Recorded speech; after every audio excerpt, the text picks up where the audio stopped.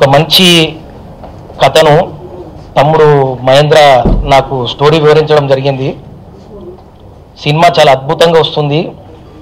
Hitech values తోటి, పూర్తి commercial elements తోటి, ఎక్కడ కూడా కాంప్రమైజ్ కాకుండా సినిమా నిర్మించడం జరుగుతుంది.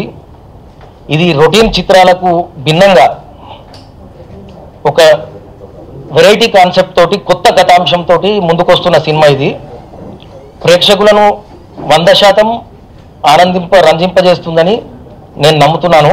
ఈ చిత్రాన్ని దసరా నుంచి రెగ్యులర్ షూటింగ్ చేసే ఆలోచనలు ఉన్నాము.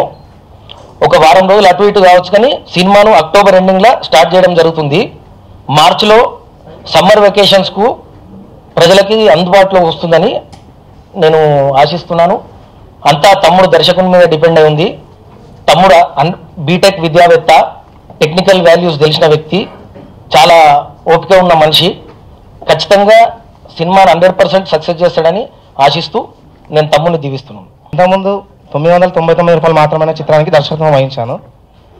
వెయిటింగ్లో ఉన్న ఏ దర్శకుడికైనా సినిమా అవకాశం అనేది ఎంతో ఆనందాన్ని ఇస్తుంది. అదే అవకాశం ఒక పెద్ద సంస్థలో వస్తే ఆనందానికి అవధులు ఉండవు. అలాంటి గొప్ప అవకాశాన్ని, ఆనందాన్ని మహేశ్వర ఆర్ట్స్ సంస్థ తరఫున నాకు అవకాశం కల్పించిన మా ప్రొడ్యూసర్ గారికి ఫస్ట్ ఆఫ్ ఆల్ కృతజ్ఞతలు చెప్పుకుంటూ పుట్టినరోజు శుభాకాంక్షలు. నెక్స్ట్ అంటే ఈ సినిమా ఏంటంటే రెగ్యులర్ ఒక నార్మల్ కామన్ పాయింట్ ఏంటంటే పలానా వాడికి దయ్యం పట్టిందట, లేదంటే పలానా ఆవిడకి దయ్యం పట్టిందట అనేది మామూలుగా వింటూ ఉంటాం. కొన్నిసార్లు వాళ్ళను చూసుంటాం కూడా, దయ్యం పట్టిన వాళ్ళను.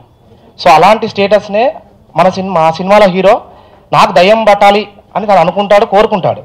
తన కోరికను నిజం చేస్తూ నిజంగానే ఒక దయ్యం వచ్చి తనను పట్టుకుంటుంది.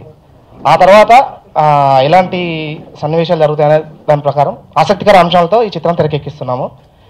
ప్రముఖ మలయాళ హీరోయిన్ను దయ్యంగా కన్ఫర్మ్ చేశాము. హీరోను, మిగతా నటీనటుల్ని, సాంకేతిక నిపుణుల్ని ఫైనల్ చేసి త్వరలోనే ఒక సేవా కార్యక్రమంతో ఈ చిత్రాన్ని ప్రారంభించాలని నిర్ణయించాం.